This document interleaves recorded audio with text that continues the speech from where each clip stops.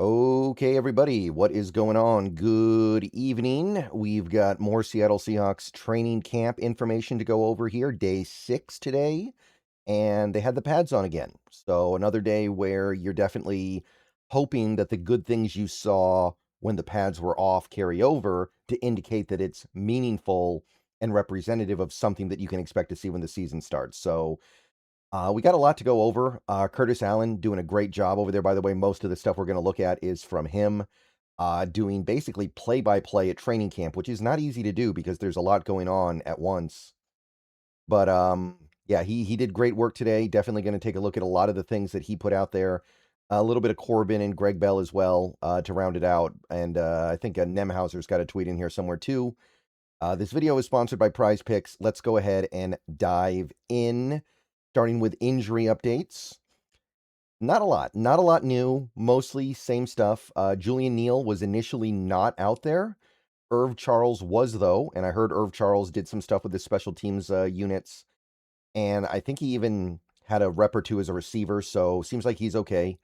So that's good, because he needs this opportunity, because he's fighting to make the roster.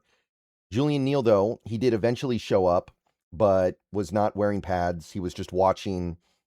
So whatever the injury is, it's been enough to keep him out for a few days now. And look, Julian Neal's not fighting for a roster spot, but he is fighting for playing time.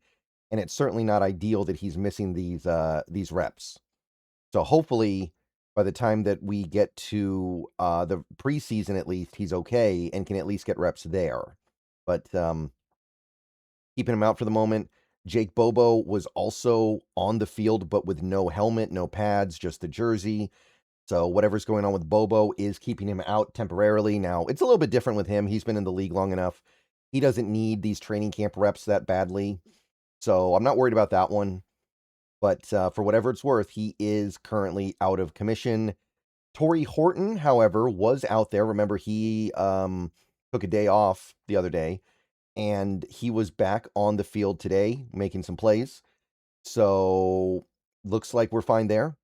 We also got some clarity on the Torrey Horton injury situation and some reason to believe that he's past it. Long story short, Torrey Horton had a tibia injury that required surgery. I don't know if it's broken or fractured. I don't know exactly what term they use, but I've heard both phrases being bandied about.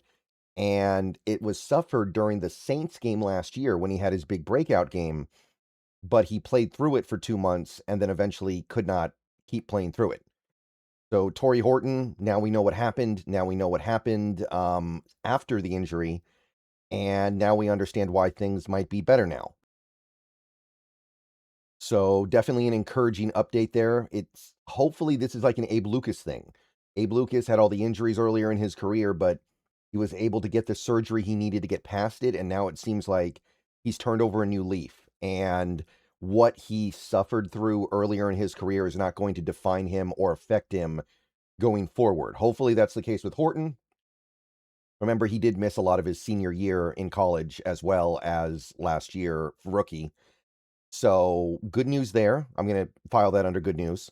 Also out there practicing was Devin Witherspoon. Still no contract, by the way. Still no word on the new contract. Still presumably working through it. The Seahawks do have a day off tomorrow from the VMAC, I believe, from the field work. That might be a good day to get something done. But time will tell. Time will tell. And again, the good news is he's not letting it affect him. He is still out there doing the things that he would normally do. And he is all business. So it's not a big problem, even if I want this to get done. All right, guys, let's take a quick break here to talk a little bit about Prize Picks, currently the #1 sports pick app in America. The app is very easy to use. Check it out to my left here. You can do player picks, where you just pick more or less on a few player stats and lock in your lineup. Or you can pick teams, where you pick winners, spread, or total on any game or fight. The app is available in most states, including California, Texas, and Florida. Right now, they have a great offer. You can play your first $5 lineup and get $150 in lineups if you win. All you have to do is use code HMA when you sign up. It's a brand new offer. Best time possible to get on the app. So get on over there and get to winning that first lineup. So remember, Prize Picks, code HMA. Download the app today and remember to always gamble responsibly. Okay, so on to the business of what happened on the football field. Curtis Allen drew attention to a sequence on a wide receiver route drill. JSN runs the out and up drill perfectly, foot in the ground, upfield, no wasted motion. JSN, of course, one of the premier route runners in football, so you expect that. And then he acknowledges that the next two wide receivers that run the same drill, lower depth guys that have very little chance of making the team, I would assume guys like Montori Foster, they don't plant their foot clean and slip a little bit. And then Shaheed goes and he does it the same way JSN did it, just to highlight the difference between the two players. Because I think because Shaheed is such a speed demon, he has kind of a false narrative about, oh, he's not really that talented of a receiver. He's just fast. Some people say he doesn't have good hands. Some people say he doesn't have good routes. He can do those things, guys. He can do traditional wide receiver things. He just happens to be really fast at the same time. And again, the Rashid Shaheed stuff continued to be kind of a running theme with the feedback that we got from people at training camp. The synchronization, the continuity, the relationship between him and Sam Darnold keeps getting pushed. They work together at a college field on SoCal near Darnold's San Clemente last month. This is something that the great ones often do. They work together on their own time when they don't necessarily have to be. They are light years ahead of when Shaheed arrived last midseason in his trade from the Saints. And we have heard that sentiment so many times now. If Shaheed doesn't come out and have a big impact on this offense in 2026, it's going to be pretty disappointing because they are pumping it up like crazy right now. So that continues to be the narrative around Shaheed. He's going to be a monster for us. Really excited. Speaking of Darnold, by the way, Curtis Allen thought that Darnold looked better so far this year at camp than he did last year. Last year at camp, Darnold was kind of a mixed bag, if you'll remember. This year, dropping dimes, according to Curtis. And I don't know if that means he'll be better for us during the regular season this year, but it can't be a bad thing. At least I don't see how it could be a bad thing. Some more positives concerning Jadarian Price. There was a 7-on-7 drill at one point with the backup offensive line acting as the defensive line. So I understand it's not an overly serious drill necessarily, but Price is the majority rep taker with the ones. He got 3 reps and Helani got 1. So it seems like Price has kind of established himself as being the top guy, which I think we all expected. But regardless, you still want to see it happen before you assume that it did happen. He also drew attention to Price in running routes and acting as a receiver, and really, really doing well being covered by Pat O'Connell. Curtis Allen referred to it as being unfair. So it does seem like that thing we talked about in the offseason where maybe Price could be a good receiver and we just didn't get to see it in college because of circumstance. So far, that's the vibe. The vibe is that he can do it. It was just circumstance. So if that carries over into the regular season, it's going to be a lot easier for Jadarian Price to be worth the investment we made in him. So definitely like what I hear there so far. We also had this one play here where he runs to the right. Hall sets the edge well. So Price actually improvises and cuts back and gets 7 yards. Defense was not happy about it. But just overall, there's been this very strong general sense of positivity around Jadarian Price so far. Hopefully it carries over to the regular season because we're off on the right foot. The blitz pickup drill, which I actually wrote an article for Seahawks on SI about, the pass protection stuff from running backs. Helani was the best in the blitz pickup drill that they did today, and it was very much the case yesterday as well. So this is a pretty consistent trend now. Helani is our best blitz pickup guy. Everyone else had a win and a loss. Now, Charbonnet is still on the mend, obviously. And we might talk more about this in the future, but to my eye and to Pro Football Focus, Charbonnet was significantly worse as a blitz pickup back last year than he was in previous years. Now I want to talk a little bit about some of the tight end stuff because that was a recurring highlight of the day. In 2v2, Drew Lock buys time drifting and flicks to Arroyo for a 20-yard gain. So that's Arroyo right there. You've got a scrimmage of 1 versus 1s. Darnold finds Arroyo on a crosser 15 yards deep. So there was a little bit of a trend here of tight ends making big plays. And Corbin, near the end of the day, rounded things up by saying there were 6 different Seahawks that are either tight ends or fullbacks that had a 20-plus yard reception in scrimmage play. So therefore, it would be logically concluded that you've got Barner, Arroyo, Saubert, Nick Vannett, Robbie Oots, Brady Russell, and maybe somebody like a Nick Collerup got involved too, I guess. But the first 6 guys I just mentioned would be the most likely candidates. Seems like those guys were able to cash in and make big plays at some point during the scrimmage play. First time that this offense felt like an offense coordinated by a former tight end coach. So that's another recurring theme we're getting to in this camp so far. This is going to be a tight end centric offense in a way that wasn't even the case last year. And it was a pretty tight end heavy offense last year. But they're teasing Robbie Oots doing some tight end stuff. They're teasing a lot of 2 tight end and 3 tight end looks. They are looking to get very creative here. And also, just as an aside, back to the Jadarian Price thing real quick. Price got all the reps with the 1s during this scrimmage. And Emmanuel Wilson and Jacardia Wright were with the 2s. So again, kind of feels like the hierarchy is getting established here. Here's another Arroyo one. Milro hitting Arroyo deep, using his height and reach to grab it, which is his calling card as a player, the ability to use his size.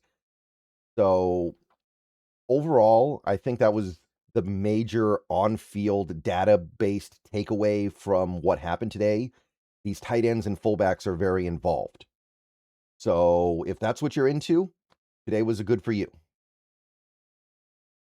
Now, another thing we got today was more Jaylen Milro, and once again, pretty much everything that was said was positive. We had the Milro to Arroyo play, Milro to a running back on a rollout to the right, where he rolled out right and looked to the left to find a running back wide open. We had him throwing outs and end zone fades from the 25, and he looked really good. Hit Emmanuel Wilson in the back of the end zone with a defender draped all over him.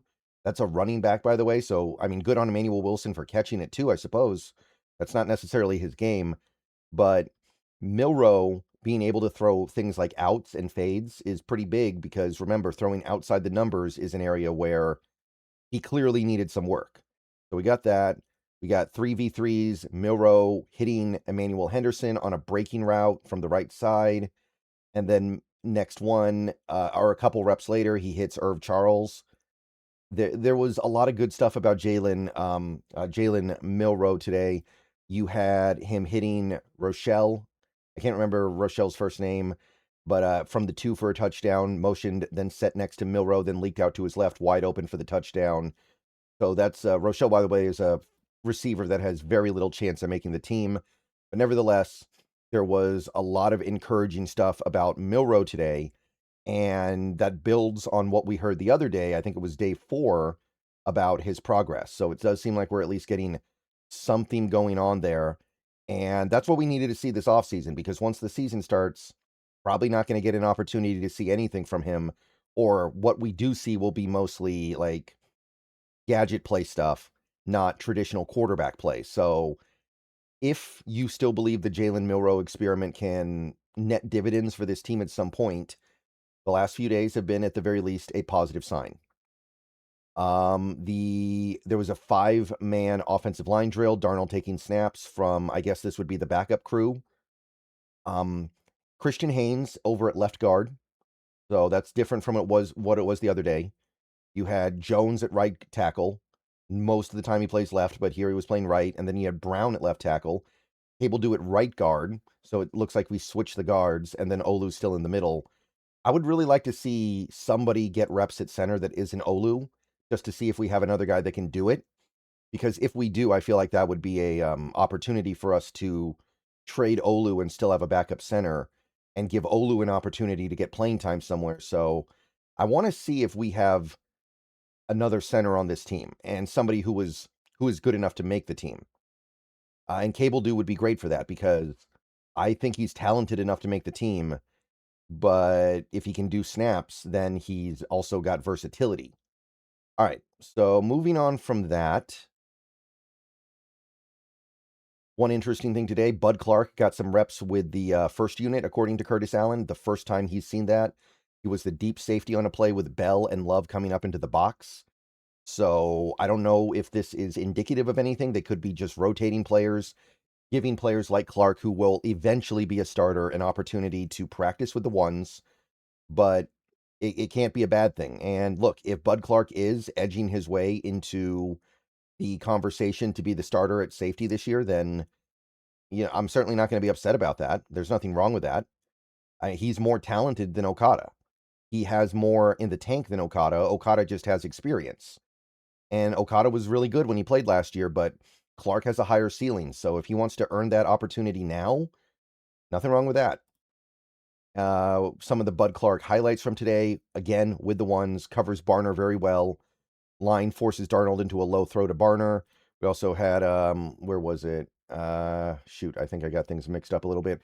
Clark covering Arroyo on a short slant and minimizing the damage. So there was some positive feedback regarding Bud Clark today. Seems like he's hit the ground running, which you would expect because he played so much in college. But seems like he's ready to play now, or at the very least going to be ready to play very soon. And we may not be able to keep him off the field with how good he is at forcing turnovers. Another interesting highlight of the day was Bo Stevens getting his first reps that I know of, at least with the backups at right guard. So he's past the third team now, it looks like, or at least for the moment he is. So that would be a step in the right direction and the first step he needs to take if he wants to actually get on the field. So it seems like Stevens is doing the things he needs to do to impress the people he needs to impress. And I don't know if he'll be able to make up enough ground to get into that starter role by the end of camp, but he is on his way. And he beat out the person he needed to beat out. If he couldn't beat out into number 2, it would have been really kind of rough to imagine. Let's see here. Nehemiah Pritchett in with the ones with Witherspoon as a nickel box spot. So more stuff about this team moving players around and shuffling people around and not pigeonholing anybody into one spot. Just because Witherspoon can do the outside corner stuff doesn't mean that he always has to. There's plenty of good stuff he can offer from nickel. Mike Morris got some reps with the ones at left defensive end, pushes Lucas around a little bit. So that's about it in terms of like the on-field stuff. Curtis Allen said that Brian Fleury makes him think of McDonald in terms of demeanor. Steady, calm, observing, not yelling, not boisterous. So this is how Fleury earned the job, man. He had a composure about him that stood out to this team. So if that carries over, I mean, at the very least, we're going to have a good match between head coach and OC. Now, I kind of buried the lead here again, but there was one kind of really interesting sequence today where the players got into it a little bit. There was a little bit of a fight. There was a skirmish. And it doesn't really have anything to do with the stuff that I like to talk about when it comes to training camp, the plays, the way players look, the way players are getting used. So I wanted to go ahead and put this at the end here. But for those of you who were wondering, yes, there was a fight at camp. Leonard Williams tackled AJ Barner 20 yards down the field. Remember, the defense does not tackle during this part of training camp. So the defense probably gets very irritated by the inability to tackle because the offense can do the stuff they usually do, but the defense can't. So Leonard Williams, in a moment of frustration, took AJ Barner to the ground and things got a little bit chippy. Leonard and Cable do wrestling and players on both sides push and shove. And then, next play, some words were said. Now, this is a part of the process. I want to stress that. This is something that happens in most training camps, and it's not a negative thing. People push each other around a little bit. People get heated. Things get a little bit more physical than people mean. It happens. And it was not the last time it happened. A hand got under an offensive lineman helmet and took it off. Same thing, broken up quickly, but guys on both sides yelling as they reset. My understanding is the offensive line guy was Cable Do, and the guy who took the helmet off was Derek Hall. But I'm not 100% sure on that, but that is what I've heard. So things get a little bit testy. And I don't think that's a negative thing. I don't think that's a bad thing. I don't think that's a thing to be concerned about. But it is a thing that happened out there, and it does indicate that these guys are ready to play real football. So hopefully they're able to keep it under their hat a little bit longer, because real football is coming very soon. We are less than a week away from the start of preseason, and we're going to have our first preseason game in less than 2 weeks. And then it's just, 5 weeks or so until the start of the regular season at this point? Not even. Something like that. So keep it cool for a little bit longer, and you'll be able to take it out on somebody else. All right, that's really all I heard today. I know Nicky Manwari was signing autographs after camp for the people who were there, but obviously he's not out there yet, so nothing new. And yeah, I think tomorrow's a day off. So thanks for watching. I'll see you guys later. Go Hawks, and more stuff coming.